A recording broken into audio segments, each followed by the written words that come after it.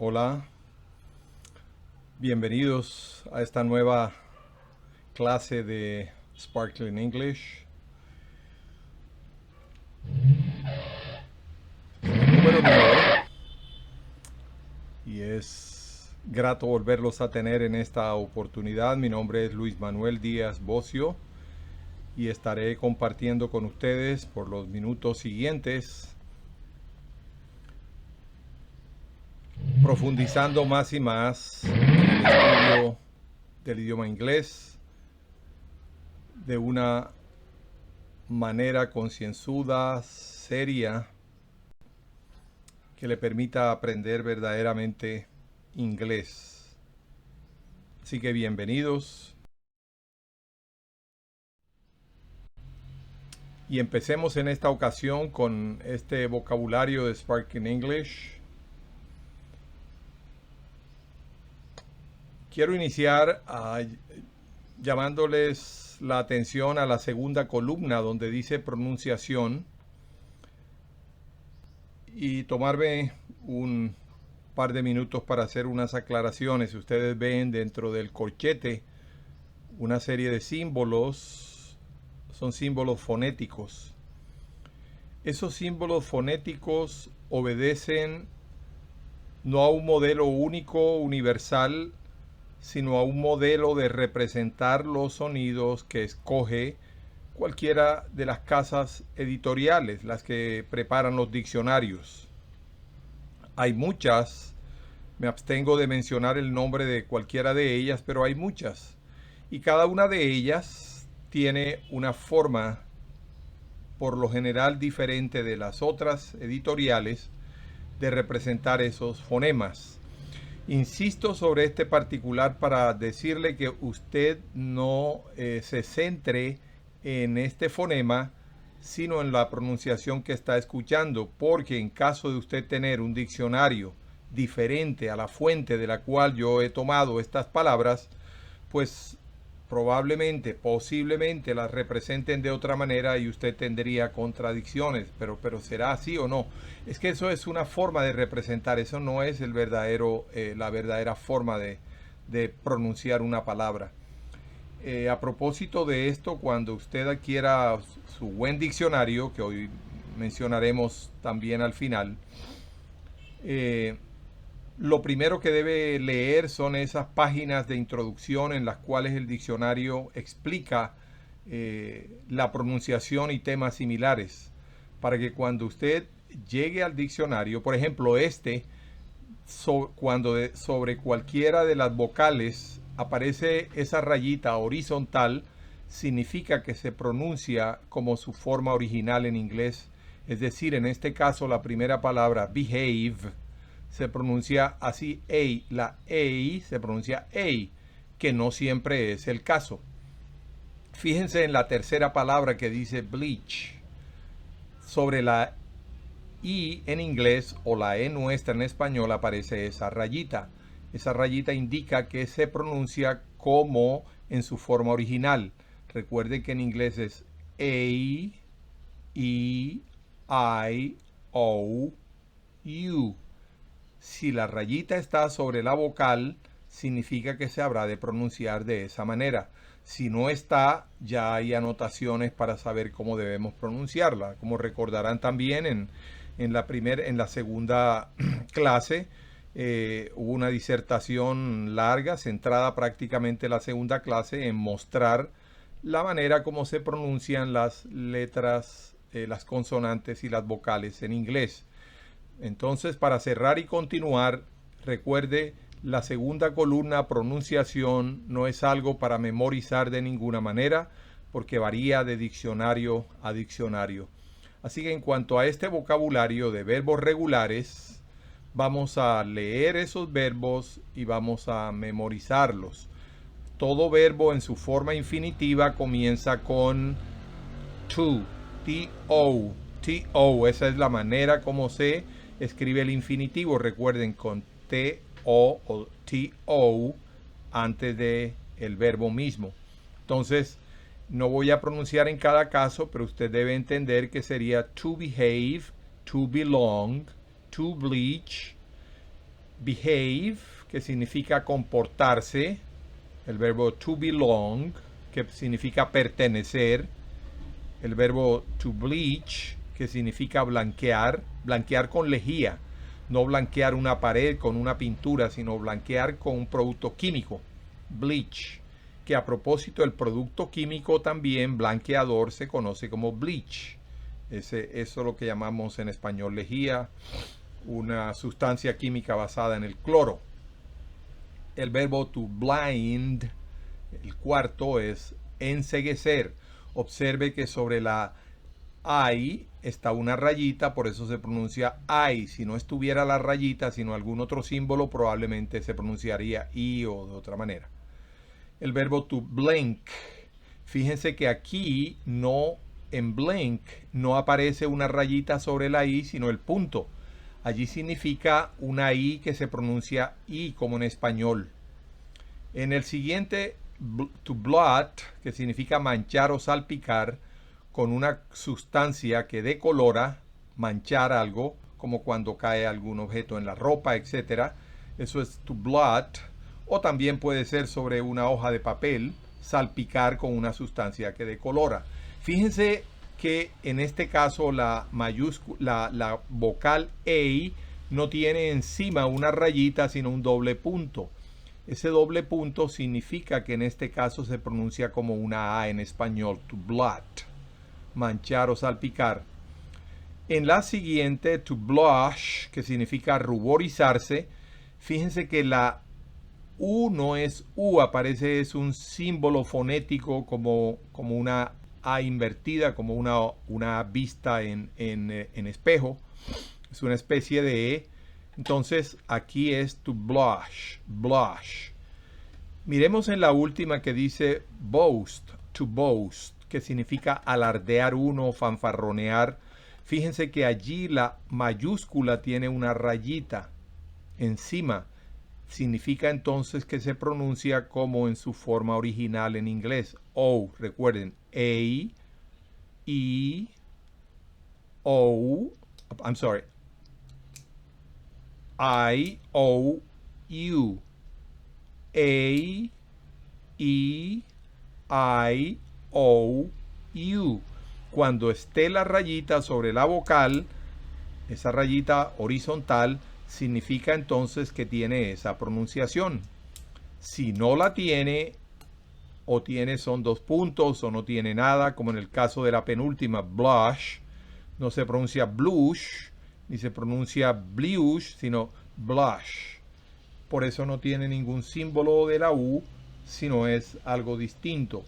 Otro detalle que quiero resaltar para que no olviden, en este caso, en este diccionario, en este modelo que yo sigo, ustedes verán delante de algunas sílabas fonéticas una especie de tilde que está delante. Por ejemplo, en behave, fíjense que está delante del H-A-H-A-V.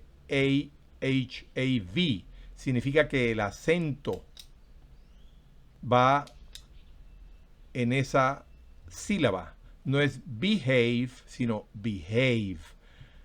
En la segunda palabra, fíjense que es belong, no es belong, no es belong, sino belong. En la tercera, fíjense que dice bleach. A propósito, tiene una sola sílaba, así que no hay nada que discutir, tiene que ir delante de la primera sílaba, o en esa sílaba. Blind tiene una sola sílaba. Blink, una sola sílaba. Blot, una sola sílaba. Blush y boast. Entonces, pues la tilde fonética, no es tilde gramatical, es fonética, va delante de la única sílaba. Vuelvo a mencionar o añadir, no todos los diccionarios lo hacen de esta manera. Hay algunos diccionarios que utilizan otra simbología. Por eso recuerde, si quiere aprender inglés bien, si quiere aprender Sparking English, léase en el diccionario que usted tiene la guía de pronunciación. Y por lo general los diccionarios utilizan palabras sencillas, bien comunes, que usted muy probablemente conoce, y logra entender entonces dónde va el acento y cómo se pronuncian las consonantes y las vocales. Bueno, si alguna duda, usted puede a través de este medio contactarnos y ayudaremos a resolverla. Seguimos con los verbos regulares. El verbo calculate. Fíjense dónde aparece la tilde fonética en la primera sílaba. Es calculate. No es calculate ni es calculate. Es calculate. Así que tenga mucho cuidado en observar dónde está el acento fonético. El segundo verbo es to call. Fíjense que no es cal ni es kale. La O tiene un punto encima de ella. Entonces la pronunciación es to call, que significa llamar. El tercero es camp. Camp. Fíjense dónde va la tilde y la A no tiene símbolo alguno. Se pronuncia como una A en español prácticamente. To camp. La cuarta palabra, to carry, el cuarto verbo, to carry. Pueden apreciar, la tilde está en la primera, carry. Y fíjense que la E de la última sílaba tiene la rayita encima, por eso se pronuncia I, to carry. La siguiente es to carve. Carve significa tallar o esculpir en madera especialmente, también en piedra. Y observen donde no tiene sino dos punticos, entonces no se pronuncia carve, sino carve. Carve. El siguiente verbo es to collect. Fíjense la tilde. Muy pendiente donde está la tilde fonética. Segunda sílaba y última. Entonces la pronunciación no será collect, sino collect. Porque la tilde está en la sílaba última. La siguiente es to command. Command. Fíjense que la tilde está delante de mand. Entonces no es command, sino command. Fíjense que la A allí no tiene símbolo encima ni punticos, entonces es una A normal, command. El siguiente verbo es communicate. Esa N tiene un sabor, un olor, un parecido a la ñ, pero no tan ñ. No es communicate, pero no es communicate, sino communicate. Un ligero sabor a ñ. Y fíjense la tilde donde está commune, no es communicate, no es communicate, ni es communicate, no, es communicate. Así que por favor, mucha atención donde está el acento fonético y la sílaba que sigue fonética es donde va el acento. El verbo que sigue es to compare, comparar. Todos estos verbos debemos memorizarlos. Hablemos del futuro sencillo, el futuro simple. Realmente no es sencillo, es el futuro simple. El verbo en inglés, el futuro se forma con el auxiliar will. No es will, no, will. Es una I corta. Tenga presente, no es I will go, no, I will go. Es una I corta que tiende a ser una E sin ser E. Ese futuro simple en inglés se forma con el auxiliar will y este auxiliar va seguido del verbo en su forma infinitiva sin to. Recuerden lo que acabamos de ver anteriormente, los verbos regulares que acabamos de ver. Todos los verbos regulares en su forma infinitiva llevan to delante de ellos. El futuro se forma con el verbo sin el to y el auxiliar antes del verbo. Hace años se usaba también el auxiliar shall, pero la verdad es que hoy por hoy, salvo en piezas poéticas, en alta literatura, yo diría que nadie en la conversación diaria lo usa como auxiliar del futuro, pero sí se usa shall con otros significados que voy a compartir inmediatamente después. Es decir, ya en la primera, segunda, tercera persona del singular, primera, segunda y tercera del plural, se acostumbra a utilizar will para formar el futuro. Y shall tiene unas acepciones, no tanto de futuro como con otros significados específicos que compartiré con ustedes en poco. Como pueden notar lo que dice debajo, shall se usa en preguntas significando solicitud de permiso. Por ejemplo, shall we? Shall we? ¿Nos vamos? ¿Podemos? Shall we? ¿Nos vamos? ¿Podemos irnos? Shall I? Shall I significa permiso. Shall I? ¿Me puedo sentar? ¿Puedo sentarme? Entonces, más que futuro, shall, que en el pasado sí se utilizó en la primera y en la tercera persona singular, ya en estos tiempos eso es obsolescencia, eso es obsoleto. Pero no que haya desaparecido el uso de shall. Shall es una expresión que se utiliza con frecuencia solicitando permiso o autorización. O una invitación como shall we, nos vamos. Ok, shall I, me permite sentarme, etcétera. Como ese. Mirando el futuro simple, el tiempo en el futuro simple es I will más el verbo en infinitivo sin to, you will, el verbo en infinitivo sin to, he, she, it will. Fíjense aquí que no hay tercera persona, todas las personas son iguales. We will, you will, they will. Recuerden que cuando estamos hablando del presente simple, la tercera persona lleva una S, y si es el auxiliar porque es negativo, la tercera persona va el auxiliar does.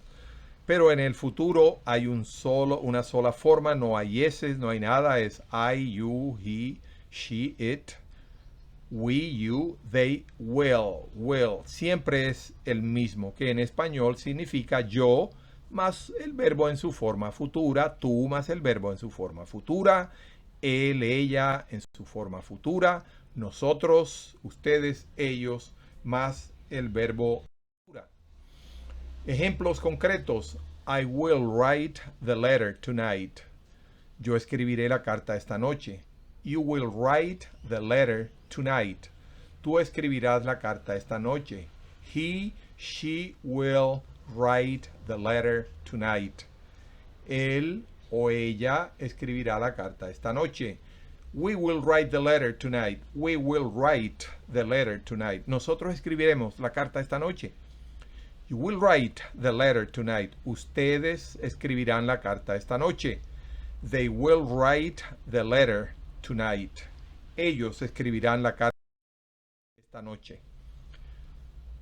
En la forma futura, ¿qué lo hace diferente? Simplemente después del auxiliar va la negación N-O-T, not. I will not write the letter tonight. Yo no escribiré la carta esta noche. You will not write the letter tonight. He, she will not write the letter tonight. A propósito, hablar Sparkling English quiere decir también que tiene que tener mucho cuidado. Ya lo he dicho antes, debe ser muy cuidadoso, muy celoso en pronunciar las letras que acostumbran pronunciarse en inglés. Por ejemplo, I will not. No es I will not. You will not. No, es you will not write the letter tonight. La T es muy sonora. Ustedes saben que es labio dental, pero es bien sonora en inglés y va al final de la palabra. He, she will not write the letter tonight. Eso es un inglés Sparkling English. Eso es un inglés bien pronunciado. No es she will not write the letter tonight. No, eso es broken English. Es he or she will not write the letter tonight. Y no crean realmente que estoy enfatizando demasiado. Casi que así se pronuncia. We will not write the letter tonight. You will not write the letter tonight. They will not write the letter tonight. Yo no, tú no, él, ella, nosotros, ustedes, no, ellos no escribirán la carta esta noche.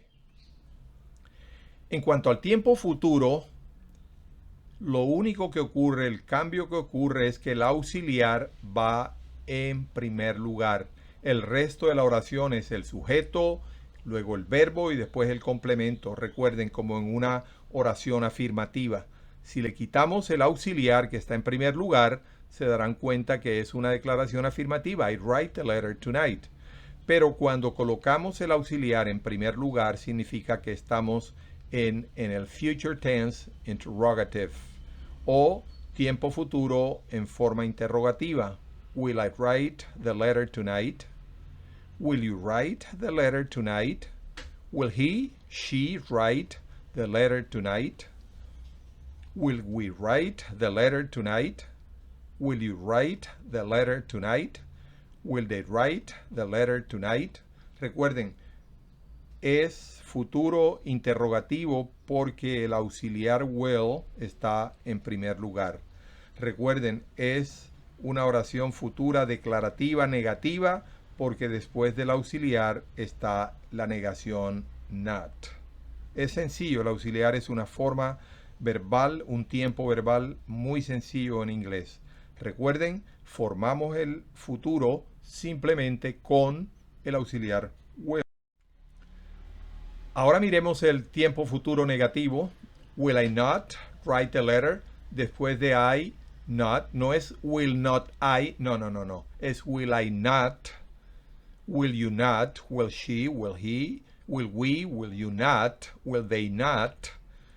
Es decir, el negativo va después del sujeto, no entre el auxiliar y el sujeto, después del sujeto, después del sujeto.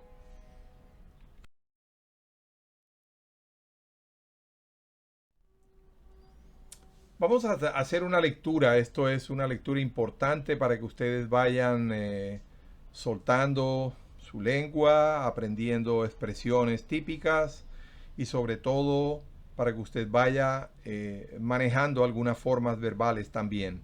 Recuerde, estas lecturas son mandatorias, son obligatorias y el propósito es que usted no solo memorice, sino que también usted aprenda a hablar. En el proceso de aprendizaje del inglés, lo típico es que puedo leer primero, lo segundo es que puedo escribir y lo último es que puedo hablar. Estas lecturas es para ayudarlo en el proceso de hablar. Recuerde el orden: escribir, leer y finalmente hablar. Así que tenemos que desarrollar las tres destrezas y la forma de desarrollar la tercera es con lecturas. Entonces leamos. Yo lo leo una vez, usted debe leerlo varias veces. English has some unique features. English has some unique features that catch my attention as I study and deepen my knowledge of it. Voy a leer un poco rápido, usted debe leerlo un poco más lento. It calls my attention some words like grape, uva, which is a fruit. The grapefruit is another type of fruit and means toronja in Spanish. I have also learned from my studies that scissors, tijera, do not have a singular form in English, so it really means tijeras. There are some words like metal, metal, metal, and metal with identical pronunciations but very different meanings o significados. Metal means a commemorative design. To meddle is to interfere. Metal means a chemical element with heat and electricity conducting properties and its own brightness. And metal means disposition, vigor, and strength of a spirit or temperament. Debe leerlo varias veces. Si tiene algunas dudas de la pronunciación de algunas palabras, vaya a su diccionario. Vigor and strength of a spirit or temperament. Seguimos con la lectura. It has also called my attention words like lightening and lightning. Lightening puede mean to reduce in weight, no weight, sino weight or quantity, or to make light or clear, while lightning means the flashing of light produced by the discharge of atmospheric electricity. Lightening, entonces, como podrán apreciar, significa reducir, perder peso, aligerar, mientras que lightning, sin la E, lightning significa relámpago. I could go on with these types of words. Let me refer to naval, naval, and navel, ombligo. The word naval pertains to ships or shipping. And navel means a pit or depression or the place of the human body where the umbilical cord was originally united to us. Navel, ombligo, navel. ¿Y cómo hacemos la diferencia? ¿Cómo sabemos si es uno o el otro? Por el contexto, por el resto de la oración, de la declaración. Let me come to an end of this reading by pointing out these two words, pardon and excuse. Even though they are closely related, the expression pardon me means would you please repeat, meaning that you did not understand or listen well. Also, small blunders or slips are excused. More considerable faults or crimes are pardoned. Excuse me has an additional meaning of giving or requesting permission to leave. Entonces, fíjense, pardon y excuse, que significan perdón, tienen significados bien distintos. Cuando yo digo pardon me, significa, por favor, ¿me puede repetir? Yo no entendí lo que usted dijo. Pardon me. No estoy pidiéndole perdón a la persona como tal porque le he hecho algo indebido, sino que no entendí. Y por el contrario, cuando yo digo excuse me, estoy diciendo, por ejemplo, por favor, deme permiso, voy saliendo, voy pasando. Excuse me, significa, por favor, permítanme seguir. Como también dice allí, excuse significa perdonar fallas menores, medio te rocé el zapato o algo, oh, excuse me. Mientras que utilizamos el término pardon o forgive para ya causas mayores, delitos, cosas mayores realmente, pero no para simples detalles sociales. Así que por favor no olvide que es importante para usted hacer esta lectura. Las lecturas indicadas se deben hacer en voz alta un par de veces. La intención es ir aprendiendo formas correctas de escribir y a la vez descubrir algunas palabras nuevas que se han incluido en cada lectura. Es recomendable y muy conveniente tener un diccionario de bolsillo y uno de mayor contenido lingüístico de ser posible. Si está al alcance financiero de usted, debería tener uno relativamente pequeño y un diccionario de mayor calidad grande. Aun cuando puede ser útil tenerlo en forma digital, la ventaja de tenerlos en papel es que se pueden resaltar, subrayar, anotar y anotar detalles al margen que tienden a permanecer a través del tiempo, lo cual se hace más difícil con las versiones digitales que terminan a veces perdiéndose o ya el software que usted tiene no le permite descargar, etcétera, etcétera. El de papel tiene esa ventaja, pero no significa que yo tenga la razón. Allá usted le encanta lo digital, adelante. Pero creo que hay algunas desventajas en lo digital porque no permanecen. Yo tengo algunos diccionarios aquí de hojas ya bien amarillas que tienen muchísimos años y todavía los sigo usando y tengo palabras y tengo notas que me ayudan a recordar algunos conceptos que de otra manera hubiera olvidado. Además de él o de los diccionarios, es útil adquirir uno o varios libros impresos de métodos para el estudio del inglés, los cuales contienen reglas gramaticales que superan las que se comparten en estas guías. Trataré de ser detallado o profundo, pero no hay duda que le puede servir tener algún libro sobre enseñanza del inglés.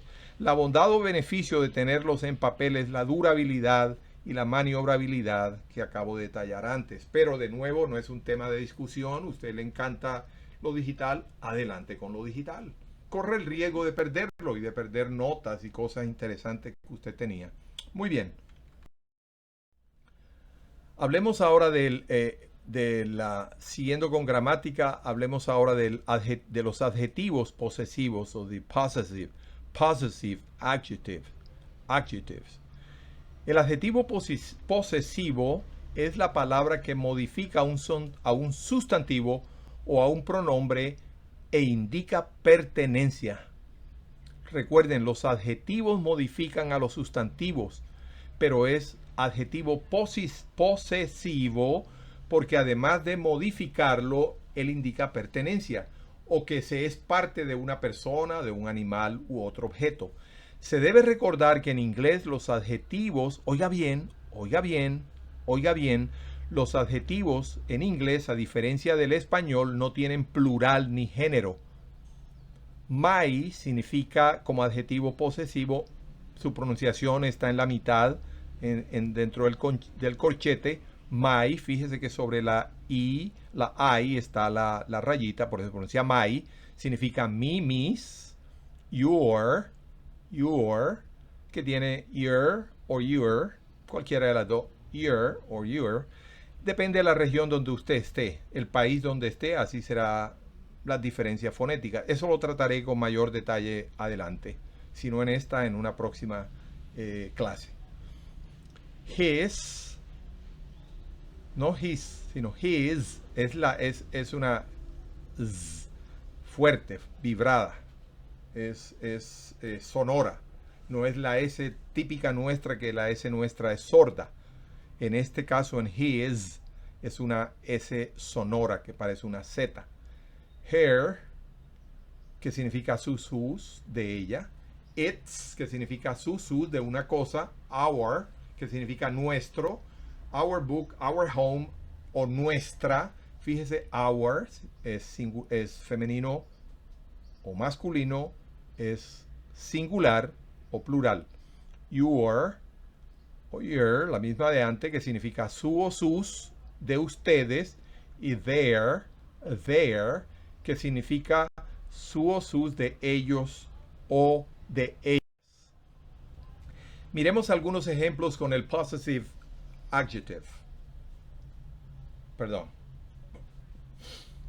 My home is in another country. My home is in another country. My es un adjetivo posesivo que está modificando home y está definiendo propiedad. My home is in another country. Mi hogar está en otro país. Your friend speaks English very well. Tu amigo habla inglés muy bien. Your friend, your es el adjetivo posesivo y está modificando a friend. Está definiendo de quién es el amigo. Her skin looks soft and young. Su piel luce delicada y juvenil. Her es el adjetivo posesivo, está modificando skin. Its eyes have a threatening look. Sus ojos, fíjense que es its, pertenece a un animal o cosa. Entonces, en este caso puede ser un perro. Sus ojos del perro tienen una mirada amenazante. Its eyes have a threatening look. Our neighbor was born in Germany. Nuestro, our, es el adjetivo posesivo. Your job is rather demanding. Su trabajo de usted es bastante exigente.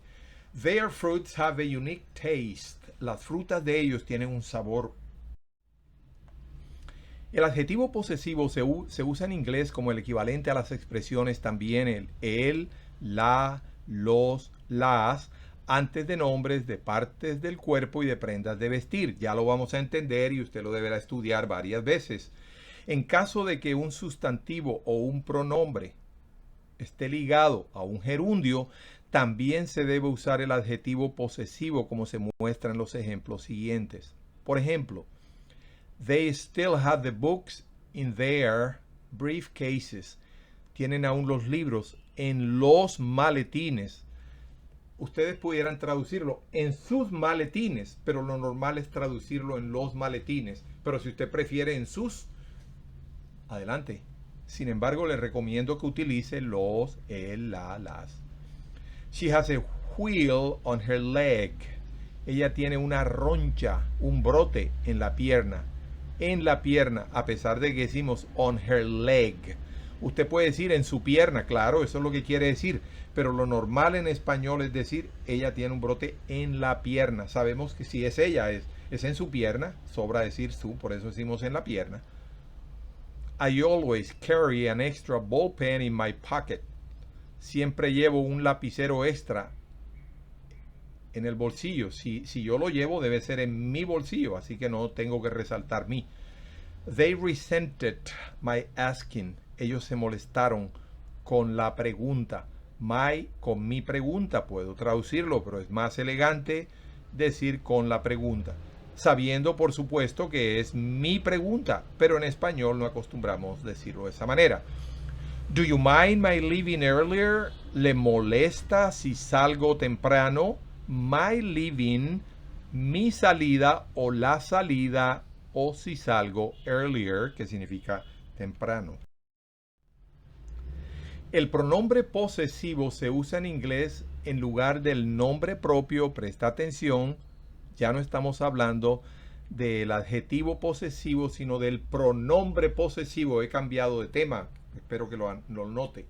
Antes hablé del adjetivo posesivo, ahora hablo del pronombre. Pronombre significa que sustituye a algo. El adjetivo significa que modifica algo. El pronombre posesivo se usa en inglés en lugar del nombre propio para expresar quién es el poseedor, pero reemplazando el sustantivo. Así, con los ejemplos lo vamos a entender. Así que se usan solos, los pronombres se usan solos. En el caso de los pronombres posesivos, no se usa la tercera persona, it's. ¿Cuáles son los pronombres posesivos en inglés? Mine, que quiere decir el mío, la mía, los míos, las mías. Yours, el tuyo, la tuya, los tuyos, las tuyas, el suyo, la suya de ustedes. His, el suyo de él, la suya de él, los suyos de él, las suyas de él. Hers, el suyo, la suya, los suyos, las suyas de ella. Ours, los nuestros, las nuestras, la nuestra, el nuestro. Theirs, el de ellos, las de ellos o ellas y los de ellos. Cada uno de estos pronombres es invariable, es decir, no tiene masculino, femenino, plural, singular, es invariable. Y traduce sin el artículo el o la, los o las cuatro formas singulares y plurales que empleamos en español, las que están arriba. Mine, utilizamos el mío, la mía, los míos, las mías. Bueno, uno solo en inglés sirve para los cuatro. Miremos entonces de manera resumida cuál es el pronombre y el adjetivo. La persona primera singular, el pronombre es mine, el adjetivo es my. Significa que después del adjetivo debe estar un sustantivo. Después del pronombre significa que está reemplazando ese sustantivo. Por ejemplo, yo puedo decir my book is missing. My book. Pero si yo digo mine is missing, quiero decir el mío. Y por supuesto se debe entender porque ya he hecho referencia a lo que quiero mencionar con mine. Así que el pronombre es mine, yours, hers, his, its, ours, and theirs. El adjetivo es my, fíjense la diferencia, your no tiene la S, her no tiene la S, his es igual, el its es igual, el ours no tiene la S y el theirs, el adjetivo no tiene la S. Miremos algunos ejemplos con los pronombres posesivos. Howard has a great bicycle, but yours is more expensive. Howard tiene una gran bicicleta, pero la tuya es más costosa. William has his dog. This one is mine. William tiene su perro. Este es el mío. We have two pliers at home. May I use yours? Tengo dos pinzas en casa. ¿Puedo usar la tuya? The color of your house is bright. His is a little bit darker. El color de tu casa, fíjense que en el primer caso es un adjetivo, en el segundo his debe ser su de quién, de él. ¿Qué puede ser ese su? Su casa. His is a little bit darker. La de él es un poco oscura. Por supuesto, si estamos hablando de casa, debo entender que es la de la casa. No es el pelo, no es la ropa, es la casa de lo cual estamos hablando. My home is in this country. Hers is overseas. Mi hogar está en este país. El de ella está en ultramar, está en otro país. Their school is within a walking distance. Ours is 2 miles away. El colegio de ellos está a una distancia caminable. El nuestro está a más de 3 kilómetros. I like theirs, even though your model is a newer one. Me gusta el de ellos, aun cuando tu modelo es más nuevo. Recuerden, Si está el pronombre, no sigue un nombre, no sigue un sustantivo. Si está el adjetivo, recuerden cuáles son los adjetivos, debe seguir un nombre, un sustantivo o una persona. Bueno, miremos este repaso. Estamos llegando al final de esta sesión. Estamos hoy un poco prolongándome y ahí vamos creciendo, ahí vamos dedicando mayor tiempo. Estudie nuevamente todo lo aprendido hasta ahora. Debe requerir mucho menos tiempo que el exigido para el proceso de aprendizaje inicial, pero siga aprendiendo porque olvidamos las cosas. Recuerden, la mente RAM en la que guardamos todo esto, olvida. No estamos guardándolo en la mente ROM, que también en español se conoce como mente mecánica, y la otra la llamamos en español mente volátil. Por eso olvidamos los nombres de amigos, de personas, etcétera, porque están almacenados en la mente volátil. Pero no olvidamos cómo conducir bicicleta porque está almacenado en la mente mecánica. Así que como la mente volátil o RAM olvida, por eso debemos seguir repitiendo. Recuerde que la memorización es el uso de la memoria visual y de la memoria o de la memoria motriz. La mnemotecnia, usted ha oído ha oído mencionar ese término. Mnemotecnia es una técnica de aumentar la capacidad de retención de la memoria. Mnemotecnia, usted puede desarrollar sus reglas mnemotécnicas y eso puede ayudarle a recordar palabras asociándolas con otras opuestas o favoritas suyas. Si durante el proceso de aprendizaje usted ha escrito varias veces alguna palabra y no recuerda su deletreo, tal vez cuando intente escribirla, recordará su ortografía. Esto se llama memoria motriz. Así que utilice la memoria como quiera que sea y siga aprendiendo y no se canse de aprender porque se le olvidan. Vuelva a memorizarlas y llegará el momento en que definitivamente, así como no se le olvida el nombre de usted, ni de aquellos seres queridos suyos, ni de su perro, ni de las cosas que ama, también usted puede llegar a un momento en que no se le olvidan las palabras en inglés. Como parte del final de hoy, también le dejo esta tarea. Responda a las siguientes preguntas después de entender su significado. How do you find this approach to teaching English? Do you really want to learn English? Do you really want to learn English? Do you believe that you can learn English? How often are you studying the lessons? What subject do you find confusing? Do you do your homework? Do you find some words easier to memorize than others? How long are you devoting to study weekly? What difficulties are you facing to devote 3 hours a week? What do you plan to do to buy a commendable dictionary? Are you planning to save some money for that matter? Responda continuamos. Después de entender su significado, can you afford to buy a commendable book on ESL? What are you willing to give up to have resources to buy or print a copy of reliable and acclaimed book on ESL? How do you feel with what you have already achieved? Are you planning to keep studying? What do you find frustrating thus far? Do not give in. What do you find encouraging so far? Keep on. How can I help you in your progress of learning? Remember, we all have started from rags. Recuerde, todos hemos empezado de harapos, hemos empezado de cero. Yo empecé también de cero. Remember, we all have started from rags. See you next time. ESL quiere decir English as a Second Language. Enjoy your growth. Thank you. Looking forward to seeing you next time. Bye now. And again, I hope you will really keep studying and learning. You will appreciate it. You will really appreciate it. Bye now. Bye.